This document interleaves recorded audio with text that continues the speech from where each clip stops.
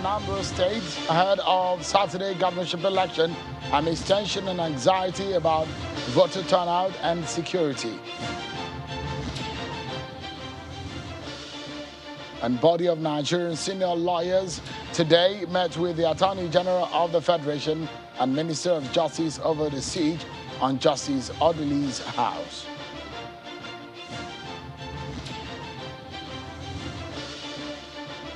Hello, everyone. Welcome to Politics Today, live channel television in Abuja. I'm Sean Kimaloe. There has been yet another impeachment in the State House of Assembly, this time in Imo State, where lawmakers have removed Honorable Amara Nwanyawo, the Deputy Speaker of the House. According to some of the members of the House, they say 18 out of the 27 members of the House, including members of the minority party PDP, penned their signatures to the impeachment. They claim the Deputy Speaker was removed on allegations of financial recklessness, insubordination to the Speaker, and involvement in actions that are against the development and progress of the state.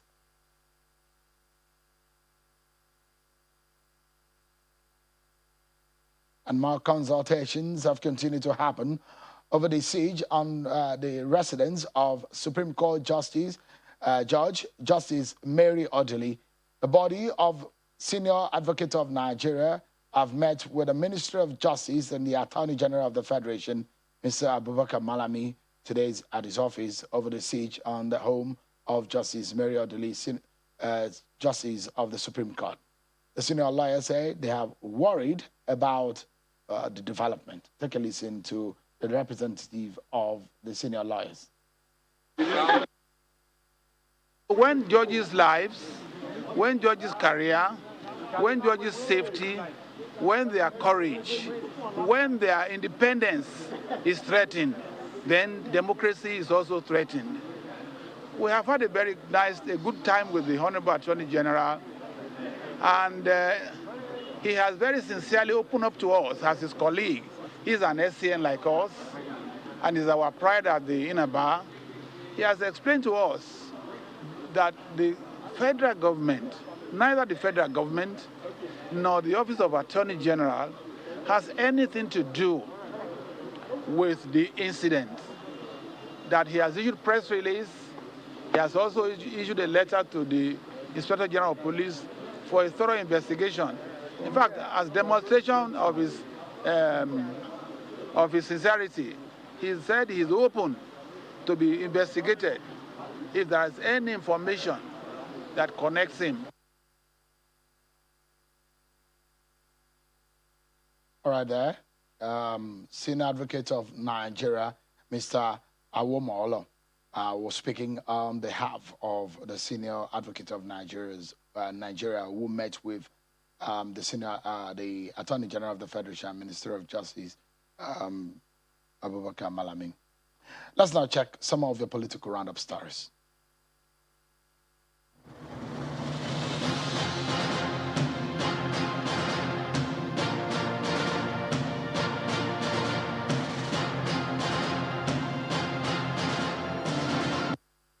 President Muhammadu Buhari has told delegates at the ongoing climate conference in Glasgow that the outcome of the conference must result in a quick resolution of all outstanding issues pertaining to the finalization of the Paris Agreement rulebook, adaptation, mitigation, finance, and loss and damage. Speaking to the delegates on the second day of the World Leaders Summit, President Buhari said attaining national and global climate change goals will require adequate and sustained technical and financial support to developing countries. Nigeria is not looking to make the same mistakes that have been repeated for decades by others. Governor Nasser El-Rufai of Kaduna State has charged the newly elected local government chairman to prioritize service delivery to the people at the grassroots and look beyond partisanship in the discharge of their mandates. Speaking at the swearing-in of the 21 local government chairman, El-Rufai warns them not to discriminate against those that did not vote for them. Neither should they favor those with whom they share the same ethnicity or religion, as that will offend their oath of office. 6 people, including 2 professors, a senior lecturer, and 3 members of their families, have been abducted at the University of Abuja staff quarters in the early hours of today. The chairman of the University of Abuja Academic Staff Union of Universities, who confirmed the incident to Channels Television, says the kidnappers came into the staff quarters at past midnight, shooting sporadically before abducting their victims. We want our members released immediately. Meanwhile, the FCT Commissioner of Police says a combined team of security operatives are already on the trail of the kidnappers.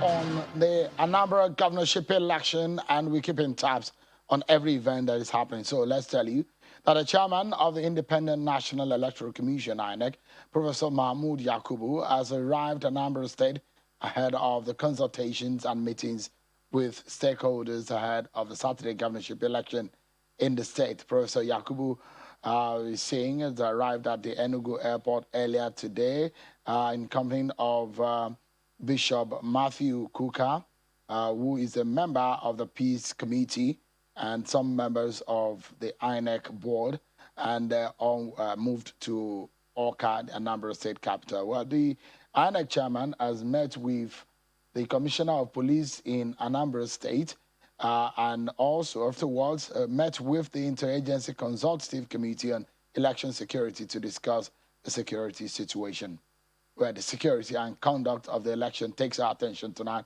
and we'll be dissecting what is the need for the Anambra people and Nigeria at large. This is an election where INEC will be putting a lot of things to test as far as our elections in Nigeria is concerned.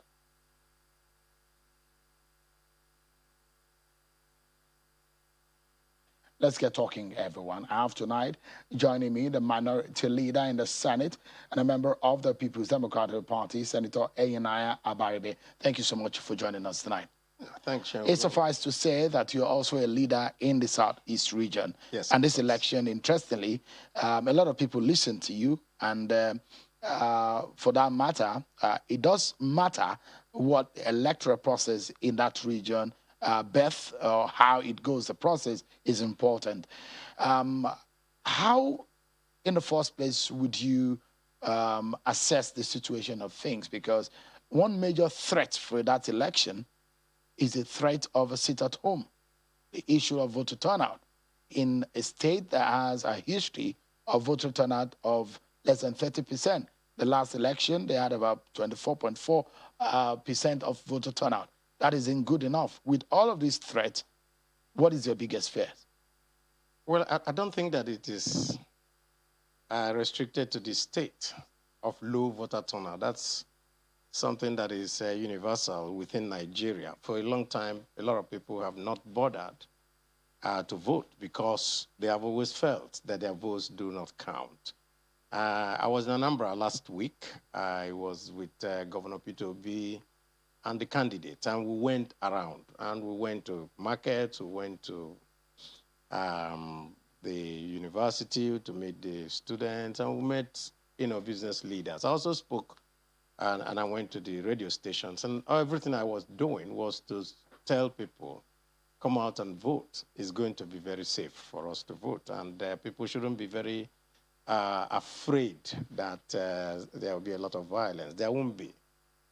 From everything that we've seen, from the interactions that we did with people, we saw that actually there may be even far more turnout than you expect.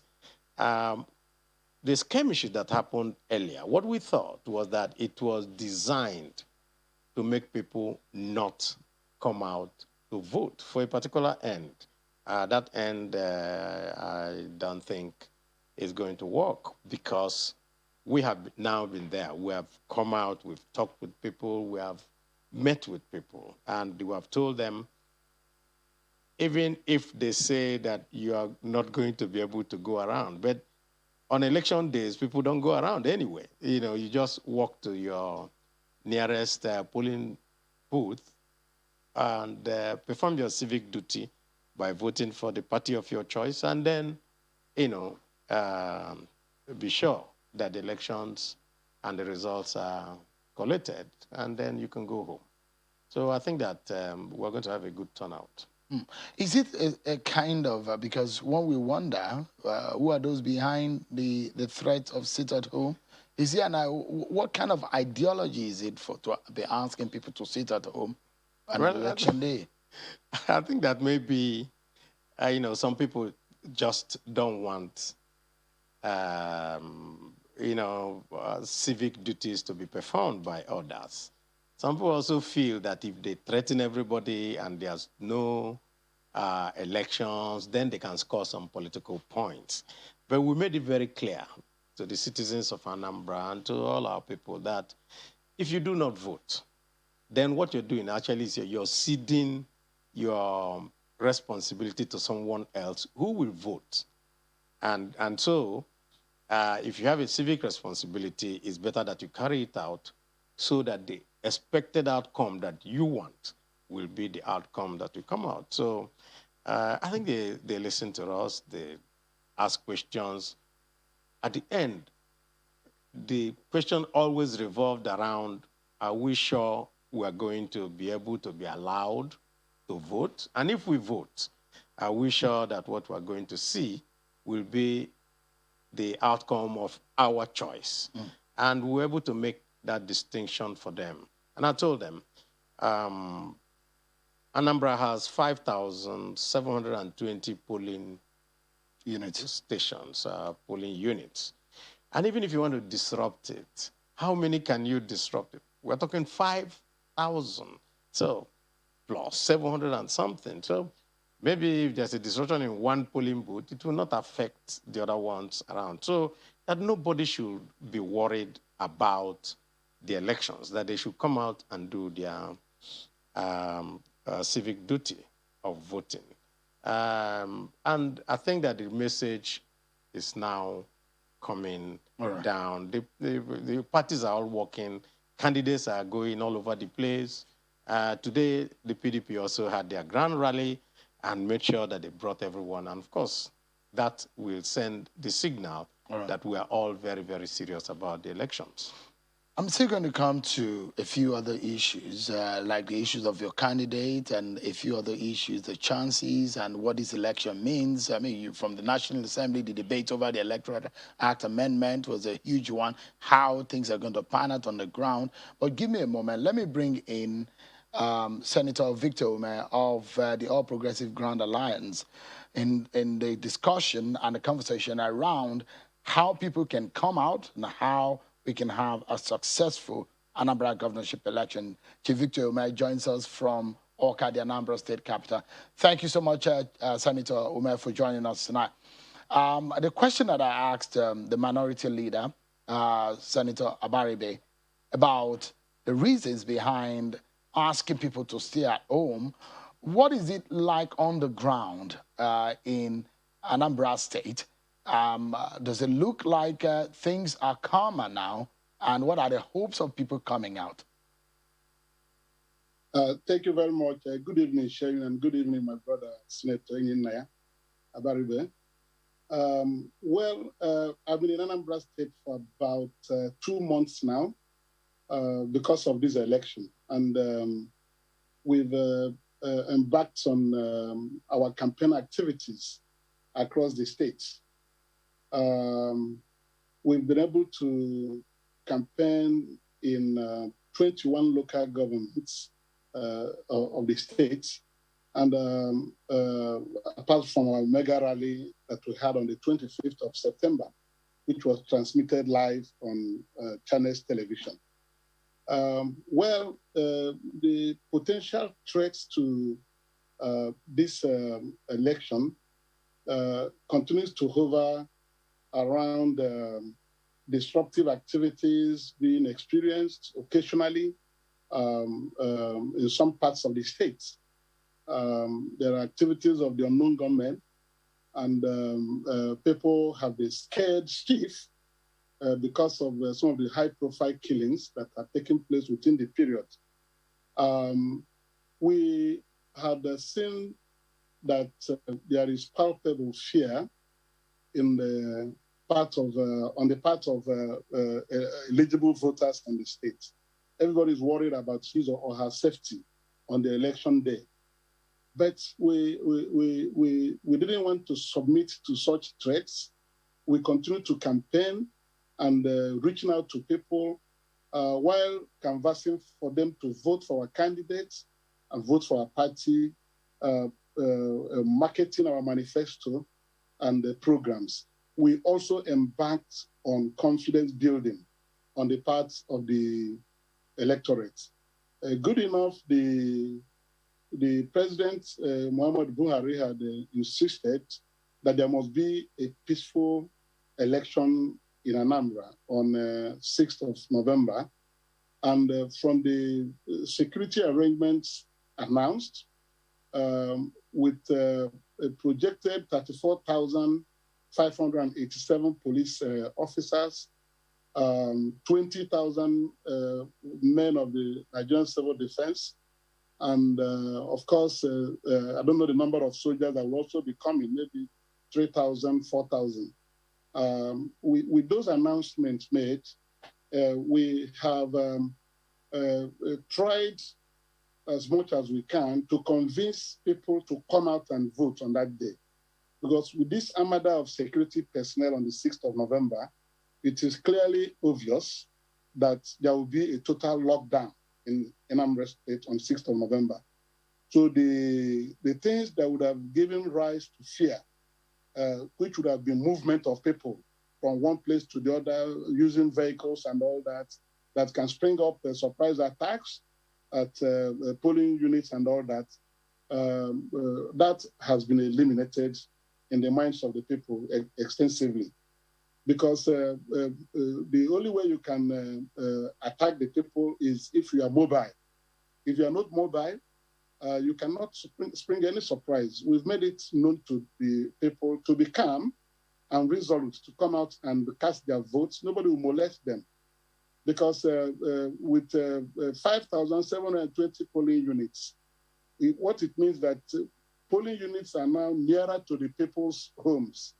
So they just get out from your home and go to a polling booth that will be a walking distance of about few tens of meters. You go and cast your vote and go back home. Nobody will molest you.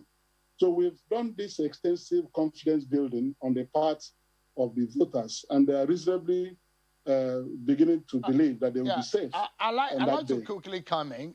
Senator Umeh, the question is, for me, I know that security operatives are making their plans. INEC chairman is already on ground in Anambra State, meeting with the Inter-Agency Consultative Forum on Security, Election Security in Anambra State. But are you satisfied with what you're seeing on the ground? Apart from the plans that have been spoken about, what the president said, what the CPR said, what the Inspector General of Police has said, there is a change of guard. But what you see right now on the ground, does it give you any kind of confidence? Well, you know, this is the election week, and the deployment is ongoing. The personnel, security personnel, are beginning to report to the states. And today is only Tuesday. By Thursday, we'll be able to assess the level of deployment on ground and the way the security people will be conducting themselves. Because it is not sufficient for you to flood Anambra State with policemen and soldiers and men of the civil defense. What is more important will be their neutrality, what they are coming to do in Anambra State. People are very anxious that nobody is pretty certain whether these people who are coming to dominate Anambra State, according to the National Security Advisor, will be coming to dominate Anambra State to make the ground even level and safe for everybody to exercise his or her franchise on the voting day. So it is too early to say what they are coming to do. All we can say now is that with the promise made by the NSA and the president, who is the commander-in-chief of the armed forces, men who are capable will be on ground. But it is when they report and begin to discharge their duties that we will be able to assess their mission, whether they are coming here to dominate Anambra State and allow the people of Anambra State to freely vote for candidates of their choice, and then allow the votes of the people to be protected and respected. That is very critical. Then on the part of INEC. I'd like to ask you this question, and I'd like to ask Senator Abaribe. It's a twist anyways. You want to secure the election, then you are afraid of the heavy deployment and the psychological effect on the voters, because experts have said the heavy deployment might cause voter apathy. What do you think? Do you agree with that? Are you asking me or Senator Abaribe? Asking you. Hello, I wanted you to answer first, then I'll come to Senator Abaribe. Okay. Well, it's a mixed reaction to the heavy deployment of security operatives. People are not too sure of what they're coming to do. One, apart from their safety, which we've assured them that these men are coming to ensure that they are.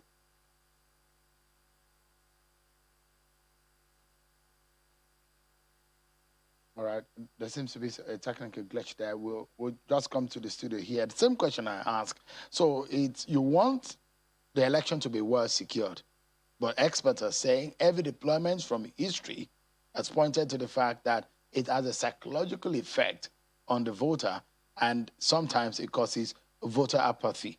What do you take on that? Well, I guess just like Ohamadike has said, it's a two-edged sword. It will depend on how they act when they come. The job of the security people is actually to be neutral, stay away from the polling station, guard the place, make sure nobody disrupts voting. So it will only depend on their actions once they are fully deployed. But we hope, and we are very certain that the security agencies are going to act with professional decorum and detachment. You know, their job is to secure the place, not to get involved in anything that concerns the election. The election is basically INEC and the voter. If you look at what the president said, president made a very categorical statement. Nothing must disrupt that election, and he's giving that order to the security agencies. We saw what the IGP did a few days ago. There is now a coordinating Deputy Inspector General of Police, and I think about 2 or 3 AIGs, plus a few Commissioner of Police that will assist the Commissioner of Police in Anambra State. Do you think that those are enough measures from your own point of view? Yes, I think that it helps. It was done in Edo, if you remember, and that made Edo very peaceful, which was also a very volatile place. It was also done in Ondo. I was also in Ondo for that election, and you could see that people, when they look out and they see that there was peace and there was no disruption, they came out and exercised their mandate. What has actually been happening in Anambra is that there has been this rumor and fears going around about the boasting by a particular party that, oh, we have already written results, there's nothing you can do, we're going to bring it in. And because of what happened in Imo State, so that's what raised a little bit of say, because, of course, you are very aware of what happened in Imo, that results came out from nowhere and were actually accepted against the law. But we think that with the deployment of technology, which INEC is using, the ZPARs and so forth, that there will no longer be this type of mysterious figures coming in from somewhere. And because INEC has also told us, which we saw in Edo and we saw in Ondo, that as results are being announced in each polling center, you can assess it. I can assess it. In fact, I sat in Ondo during that time, and I was assessing the results as they were coming in. and I could actually add it up. So you could also do that. Each of the parties has a situation room, and as the results are coming in, they can They're putting also things together. they're putting so things it makes there. it more transparent. So it makes it very, very transparent. And so those who think that, oh, we can go hide somewhere and do something may just be in for a shock. I'm going to come back to you in a moment because the candidate of ABGA, Professor Soludo, on this station, had told me in an interview here that the security situation or insecurity is politically motivated. I'll get your reaction on that. But let me allow Senator Victor Umeh to react to the question I asked before the frame got frozen there. So it's a two-edged sword, like Senator Abaribe said. But, I mean, as far as you're concerned, an ABGA in Anambra State is concerned, is it tenable for you? And considering the roadmap or the plan that the IG has put in place, do you accept it? Do you agree with it? Does it come down well with you? Well, yes, because there is obvious threat to security of lives and property in Anambra State in the recent past. And the heavy deployment of security personnel will embolden everybody the more to feel that they will be safe on the election day. And that's what I said, that we have tried to get the people to appreciate the fact that there will be no harm coming their way. But I also added that it will depend on the absolute neutrality of the security personnel that will be coming down. Let me link it up with what my brother, Senator Abaribe, said about the rampaging rumors in Anambra State that the deal is already done, that somebody must be announced on the 7th of November as having won the election, whether he received the votes or not. That claim has been very audacious.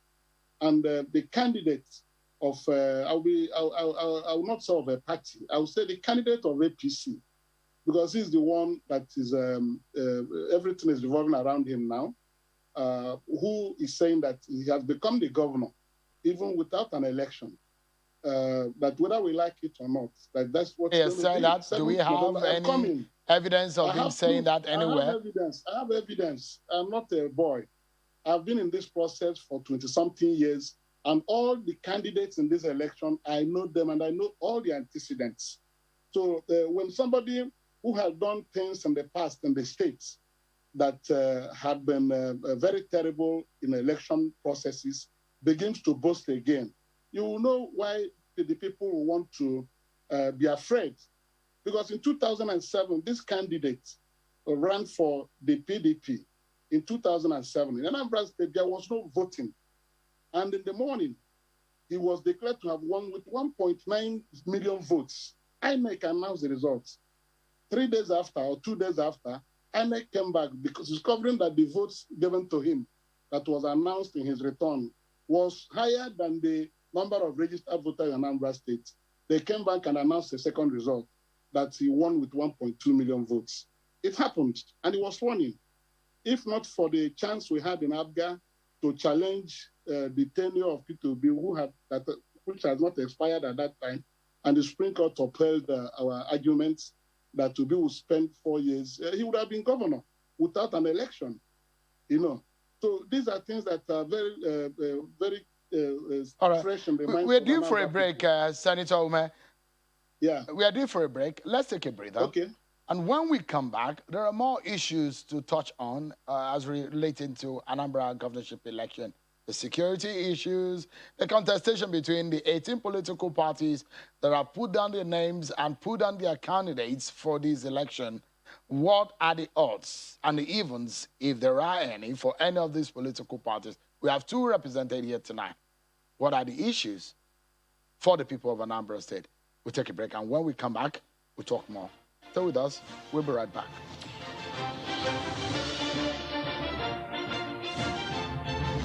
Thank you so much, everyone, for staying with us. In a matter of 4 or 5 days, the people of Anambra State will go to the polls to elect their governor. After Governor Obiano would have spent 4 years in office, they were looking forward to have the person who will succeed him as the next governor for the next 4 years. 18 political parties in over 5,000 polling units of almost 3,000 wards or 300 wards or so, over 300 wards in Anambra State will be looking forward to see how this process will be successful. And one thing tonight, attention is on the issue of security. And of course, those who are going to go out to vote, the confidence building to ensure that they exercise the franchise. Senator Abaribe is a leader of the People's Democratic Party and a minority leader in the Senate. You can say that he's a leader in the Southeast and has a voice. Tonight, that's where we're speaking about it, as well as Senator Victor Umeh is a leader of the All Progressive Grand Alliance, former national chairman. He's been speaking with us from Awka, the Anambra State. Thank you so much, everyone, for staying with us. The question I was going to ask Senator Abaribe, and probably I should begin with Senator Umeh, is your candidate had told us on this program that the insecurity we see is politically motivated. But from where you stand, do you think that is true? Things change, you see it differently now? Yeah, but, what our candidate said was absolutely correct because there is a foundation to that. You recall that before March this year, Anambra State had been very peaceful. We never had incidents of shooting, killing, and all that. The first salvo was on the 31st of March when Professor Chuma Soludo was having a town hall meeting with the youths of his community at Isuofia. People, unknown government came there and killed 3 police officers, and wounded a lot of people. That was the first salvo. And gradually, things continue to happen.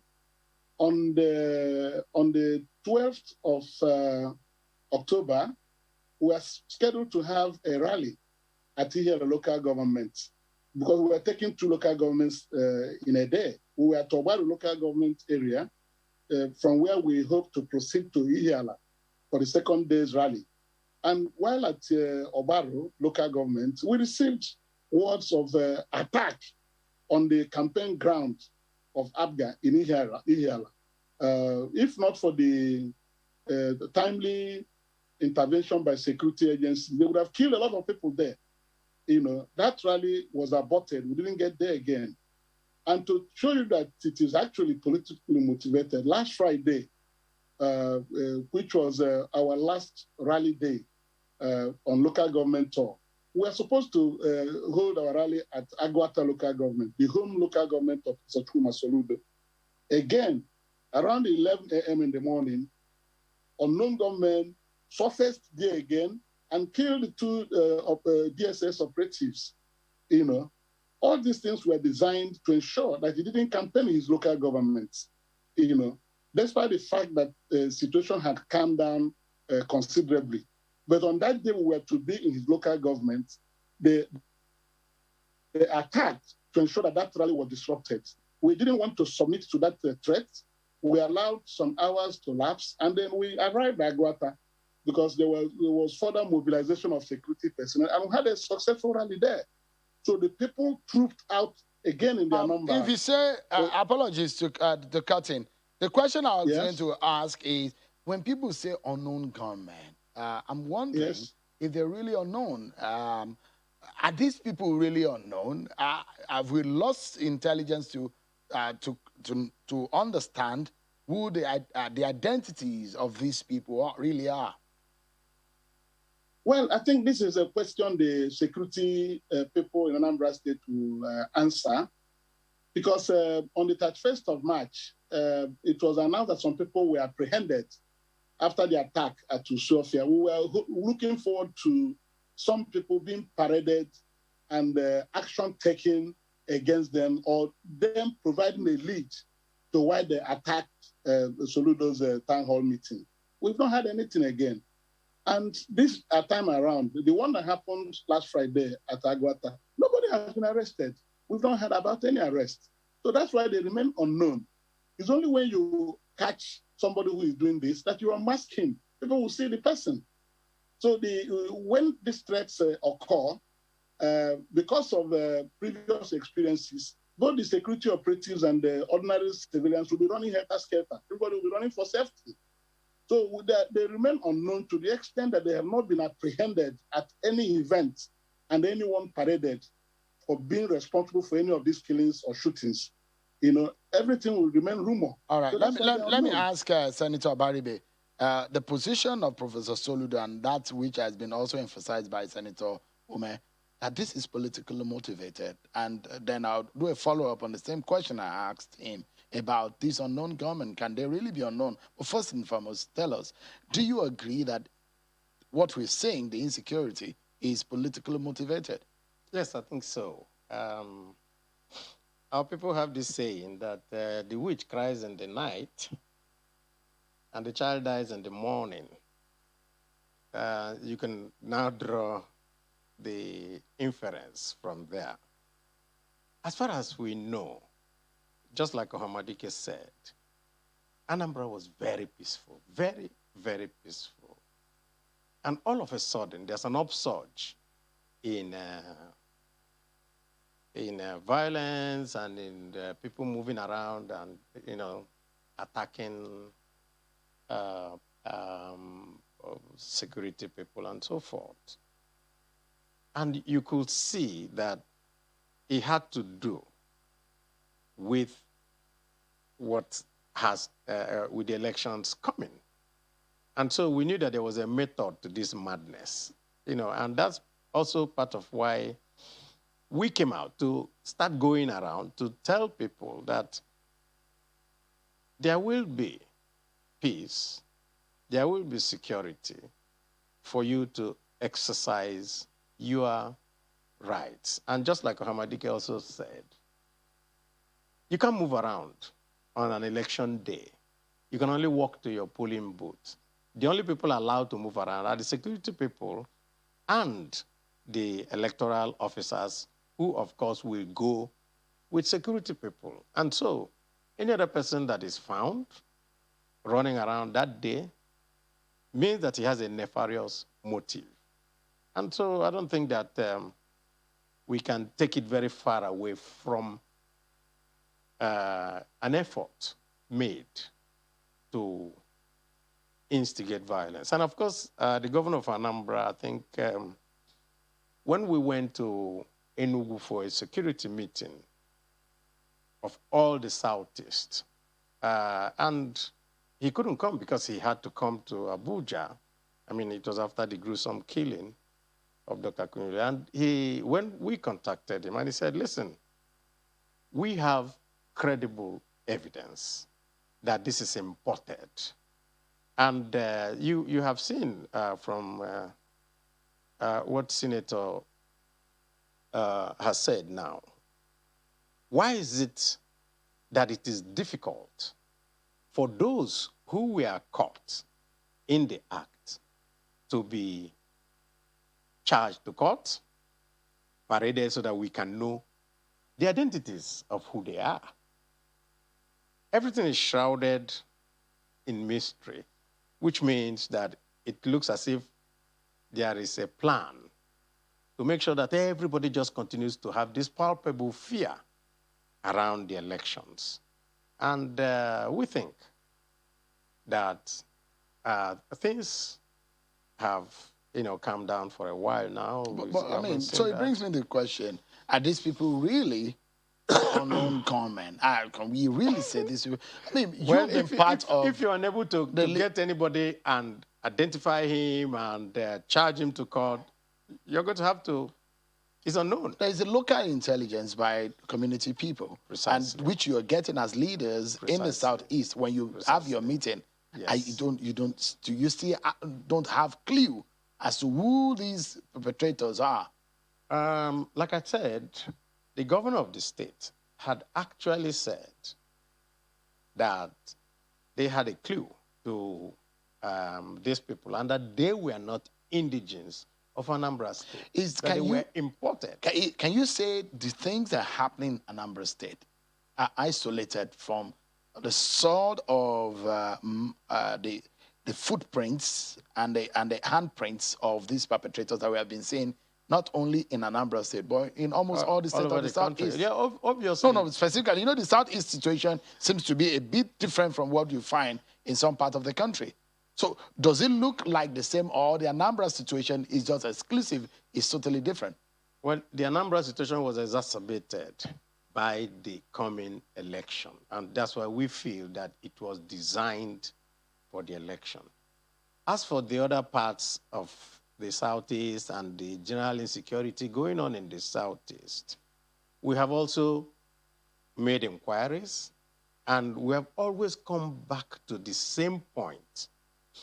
At every point, the security agencies are very quick to name a culprit without doing any background check, and then we look around and then we see, well, it is their duty and their job and their responsibility to make everywhere safe for each and every one of us. And we continue to speak with the different security agencies, with the different, and say, make the place peaceful enough for us to have a transition from one government to another. Let me then ask you this a bit now political. I wanted to have some political conversation away from the security. We've been telling people, go out, it's going to be safe, there won't be any trouble. I mean, I think that suffices for a lot of the voters who are willing to come out, and everyone who is willing to go there because of what may become a very heavy deployment of security on that day and the days preceding or days after. But let me ask you, your party, you had Peter Obi, when it was the APGA, now he's moved to the PDP. He's a member of the PDP. He supported Oseloka Obaze the last time, but your party couldn't have it. Now he's supporting Valentine Ozigbo. Do you think this APGA entity, the political party, I mean, is becoming a force in Anambra State? Do you think you can remove them from power? Why not? All the people there today were also in PDP at one time. So what is the difference? Except for Senator Umeh. I'm not sure he's ever been in APGA. Yeah. So I don't think he's ever been in PDP. Absolutely. But the other ones have also at one time moved around. An election is a ground game. Mm-hmm. That is the point. A ground game means you got to have people in every polling station, in every hamlet, in every nook and cranny. And only two parties have that capacity for a ground game in Anambra, which is PDP and APGA. We must give it to APGA that they also have enough. But all the other parties that you see, well, they may have local influence in different areas. But I don't think they have a ground game in the whole of Anambra State. Senator Umeh is one of those who think that APGA is in the DNA of Anambra State. I mean, the governor, I don't know about DNA.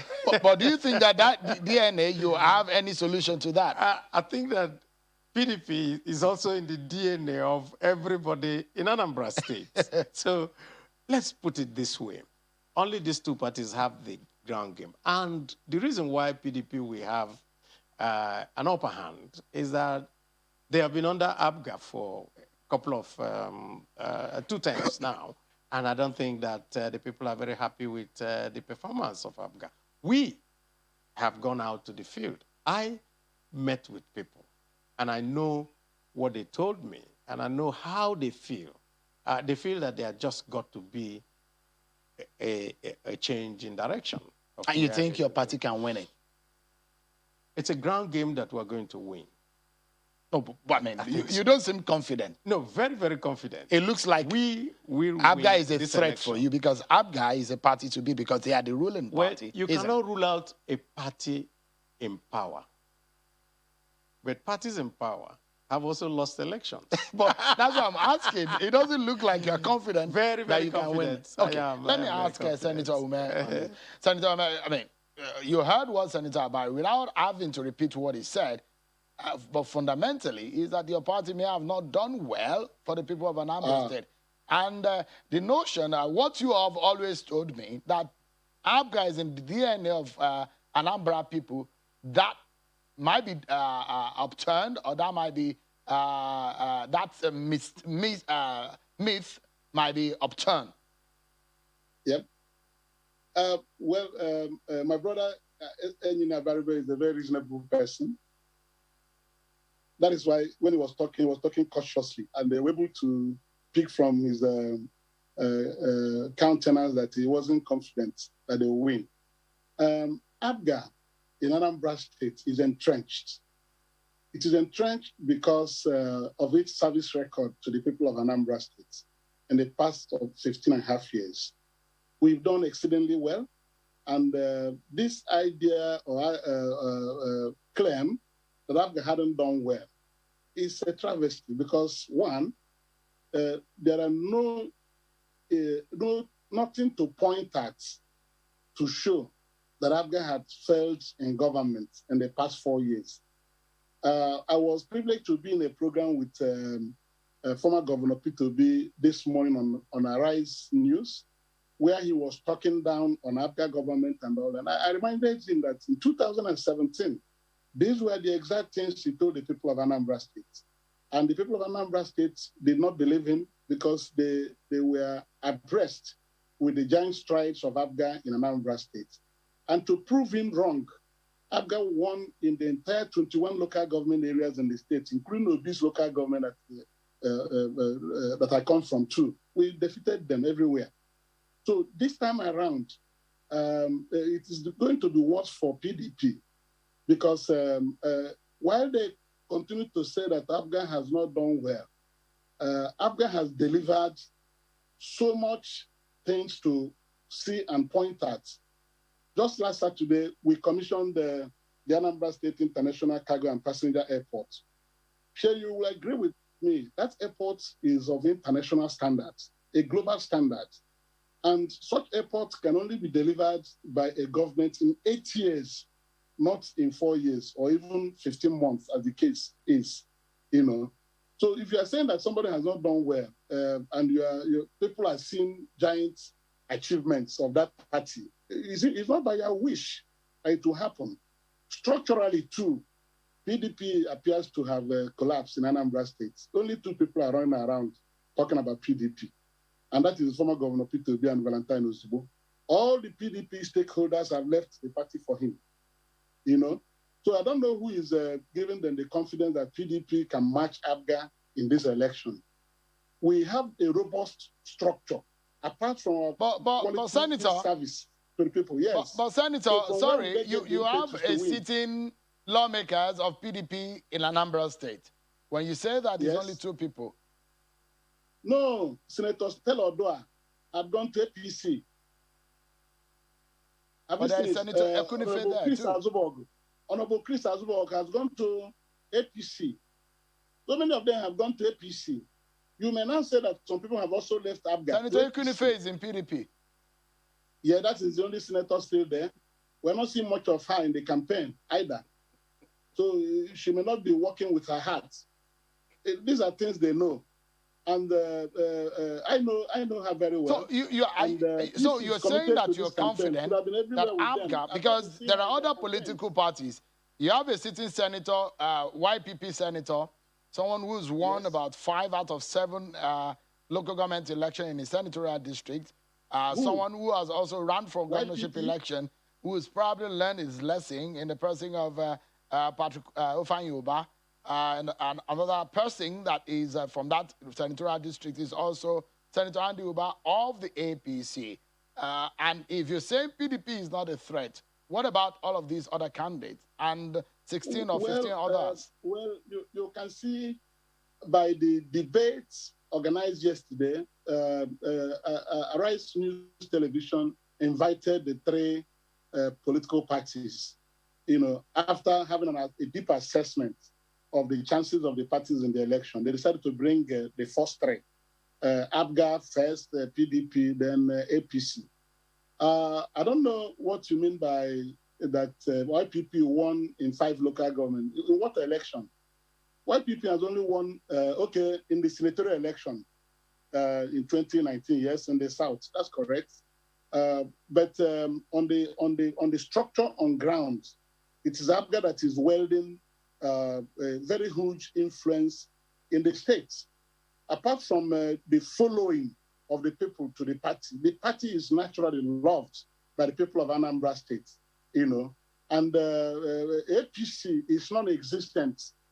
That's why they've been poaching people from all parties. You go to a political party, you poach the deputy governorship candidate of that party, bring him to APC, and disable that candidate. This is what they're doing. They don't have members in Anambra State. The visible members. Right, Senator, we need to wrap up now. Let me allow Senator Abaribe to give us his closing thoughts on this. How do you think? I mean, you were talking about APGA as though two of you are, I mean, two political parties and the rest, but there are others there. And you're looking at APC also that had poached, according to Senator Umeh, poached the deputy governor, took him away from their camp. You don't see those other political parties as a threat? No. They are no threat. I've told you this. This is a ground game. And the question that you really ask Ohamadike is, why is it that APGA is unable to win in the Senate, in the House of Rep, in the House of Assembly? It's because it's not there. And the point really is, until the defection of Stella Odua, she won as a PDP candidate, which means 2 senatorial zones were in PDP. And 1 senatorial zone was in YPP. So that gives you an idea of how this election is going to turn out. Of course, those who they push to go away for whatever. What funny thing has happened? The senator leaves, and all the followers refuse to go with her. The House of Rep guy leaves, they refuse to go with him. So, of course, the defections have no absolute meaning in terms of numbers. So, like I said, PDP is going to win this game because of the numbers on the ground. All right. We need to leave it at that. Farmers sincerely thank both of you. Senator Enina Abaribe, Senate Minority Leader, and a member of the PDP, of course, speaking for his party today. And Senator Victor Umeh is a former national chairman of the All Progressives Grand Alliance and a leader of the party there. Also was a senator in the National Assembly, in the 8th Assembly. Thank you so much, Senator Umeh and Senator Abaribe, both of you, for joining us tonight. But that's our show for today. Many thanks, everyone, for watching. I'm Sean Wakimale. Bye for now.